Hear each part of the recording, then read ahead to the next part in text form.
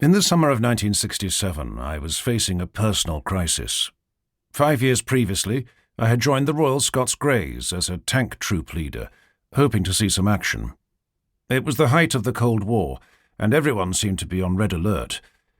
But instead of being thrown into the excitement of battle, I spent most of my time in the muddy Prussian plain of Westphalia.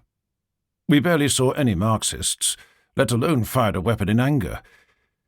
I was bored stiff, and at 23 years old, already wondering what on earth I was going to do with the rest of my life. And then, out of nowhere, came a letter. It was from a major in my regiment, who had spent the last 12 months on a posting to the Omani army. His letter told of desert patrols in unexplored regions, terrorist arms caches found buried in the sand, and daily fights with Marxist rebels alongside Arab tribes.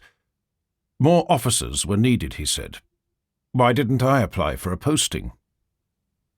His life there certainly sounded colourful, a far cry from the mud and greasy tank engines of which I was heartily sick. Yet all I knew about Oman was that it was somewhere in Arabia.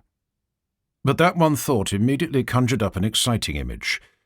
The legendary T.E. Lawrence, thrillingly leading the Arab tribes on his camel, his white robes flowing behind him, roaring them into action against the Turks. In fact, the image in my head was that of actor Peter O'Toole, who had so brilliantly played Lawrence in the movie of his life, released just 5 years earlier. Like many others, I loved the movie and revelled in Lawrence's adventures in the desert. Now, here it was, an opportunity for me to also fight side by side with Arabs in a far-flung country, and actually see some action against the Marxists, no less. Suddenly my blood was pumping with excitement. Without further thought, I immediately went to the orderly room and filled in the relevant application form. To my surprise, the colonel eagerly signed it, which I found slightly disconcerting. Soon after, I joined 8 other officers from various regiments at an army school in Beaconsfield.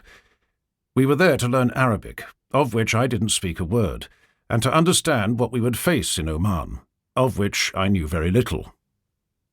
"Fiennes, have you had any experience of action?"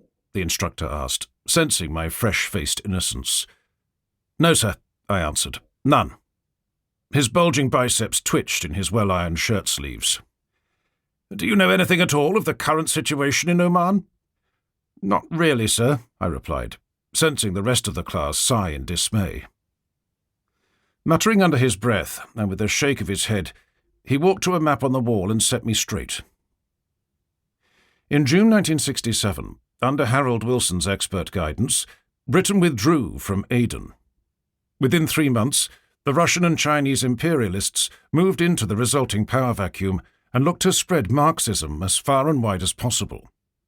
Dhofar, a province of Oman, was their nearest target, where they found a receptive audience. Many Dhofaris were already rising up against the aging Sultan of Oman, who they blamed for their country's impoverished living standards.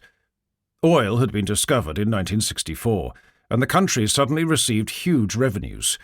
But the Sultan had retired to his palace and kept the country in the Dark Ages. The Dhofar Liberation Front was subsequently formed, and after being infiltrated by Marxists, the guerrilla fighters were sent to Moscow and what was then known as Peking to be trained and supplied with state-of-the-art weapons.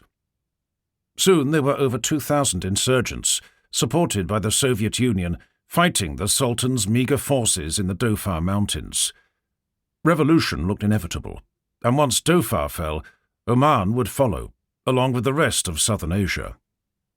"Would this be a problem, Fiennes?" the instructor asked. I squirmed awkwardly, spluttering that any win for the Soviets was a problem for us. "No, Fiennes, it would be a total disaster," he bellowed, now staring at the rest of the class to ensure they also understood the gravity of the situation.